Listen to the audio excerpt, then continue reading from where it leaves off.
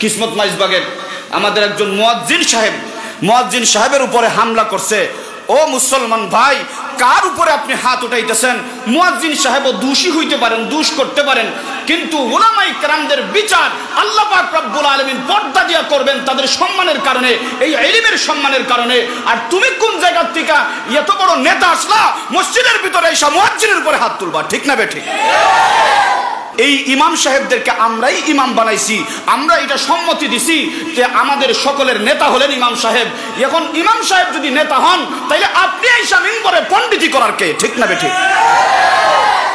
আপনারা নেতা বানাইছেন, নিজেরাই তো আপনারা সিদ্ধান্ত নিছেন যে উনি আমাদের নেতা, আমাদের এলাকার নেতা, তাইলে উনার উপরে আবার দাদাগিরি দেখাইবা?